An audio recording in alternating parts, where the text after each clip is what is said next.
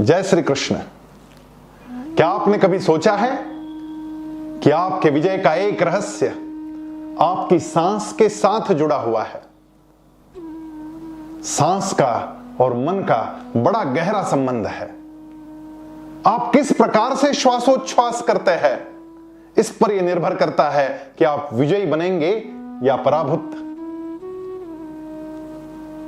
कभी आपने ये सोचा है कि जब भी कोई बुरी खबर आप सुनते हैं और आप दुखी हो जाते हैं तो आपकी सांस फूल जाती है। कभी आप निराश होते हैं तब भी आपकी सांस फूल जाती है। कभी आप क्रोध में हैं तब भी आपकी सांस फूलती है, और कभी आप डर जाते हैं तब भी आप जोर से श्वासोच्छ्वास करते हैं। यदि कोई कुत्ता अचानक से आप पर आ गया तो आप क्षण भर के लिए स्तब्ध हो जाते और आप लंबी लंबी गहरी सांस लेने लगते। ये क्या रहस्य है? आप कहीं दौड़े नहीं थे, कहीं भागे नहीं थे, उसके बावजूद आपकी सांस फूल गई।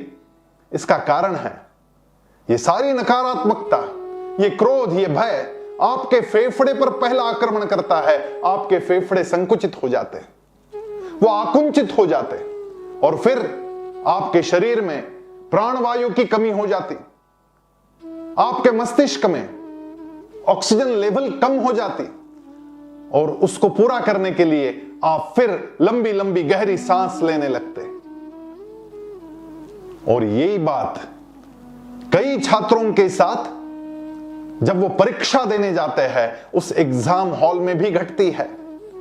जैसे ही एग्जाम का पेपर सामने आया, उन बच्चों को कुछ नहीं सूझता, वो ब्लैंक हो जाते हैं। क्या कारण है?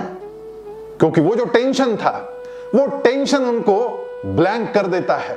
ऑक्सीजन लेवल की कमी, उनके मस्तिष्क के ऑक्सीजन में जब कमी आ जाती है तो रात भर पढ़ाई की थी, बहुत पढ़ाई की थी, लेकिन परीक्षा हॉल में जाने के पश्चात कुछ याद नहीं आ रहा, और यह स्थिति अगले 5, 10, 15 मिनट तक रहती है। इसमें समय बर्बाद हो जाता है, टेंशन चढ़ जाता है, और फिर परफॉर्मेंस अच्छा नहीं आता, और फिर रिजल्ट अच्छा नहीं आता। ये सारी नकारात्मकता हमारे सांस पर जैसा प्रभाव करती है, वैसी ही हमारी सांस भी हमारे मन पर प्रभाव करती है। ये परस्पर संबंध समझ में आ जाए तो फिर इस नकारात्मकता के साथ में जूझना बड़ा आसान हो जाएगा। और इसलिए भगवान भगवत गीता में कहते हैं, अपाने जुह्वति प्राणम प्राणे पानम तथा परे प्राणापान गतिरुद्ध्वा प्राणायाम परायणाः। प्राणायाम आदमी को योगी बना देता है, स्थिर चित्त, स्थिर बुद्धि बना देता है। आपने कभी सोचा कि आपका जो ब्रेन है वो 2 हिस्सों में बांटा हुआ है, एक लेफ्ट और एक राइट। आपके राइट ब्रेन में कलात्मकता चलती है, भाषाएं चलती है, और आपकी लेफ्ट ब्रेन में गणित चलता है, सारे तार्किक विषय चलते हैं। और आपका कौन सा ब्रेन कौन से समय पर काम कर रहा है, यह जानना बड़ा आसान है। आप अपने दोनों नासिकाओं से सांस छोड़कर देखिए और प्रयोग कीजिए कि आपकी कौन सी नासिका से ज्यादा सांस बाहर निकल रही है। यदि आपकी राइट नोस्ट्रिल ज्यादा काम कर रही है तो इसका मतलब है आपका लेफ्ट ब्रेन ज्यादा काम कर रहा है, क्योंकि लेफ्ट ब्रेन राइट नोस्ट्रिल को कंट्रोल कर रही है। और यदि आपकी लेफ्ट नोस्ट्रिल से ज्यादा सांस बाहर निकल रही है तो समझ लेना कि आपके राइट ब्रेन में ज्यादा काम चल रहा है। और हर 20 मिनट से आधे घंटे से आपका एक मस्तिष्क थोड़ा विश्राम करता है और दूसरा मस्तिष्क ज्यादा काम करता है। और इसीलिए गणित के लेक्चर में कई बच्चे चित्र निकालते दिखते हैं।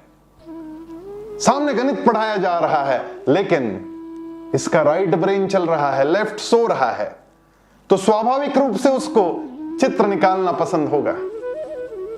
और प्राणायाम एक ऐसी विधा जिस विधा से हम अपने दोनों मस्तिष्क को एक साथ एक्टिवेट कर देते हैं।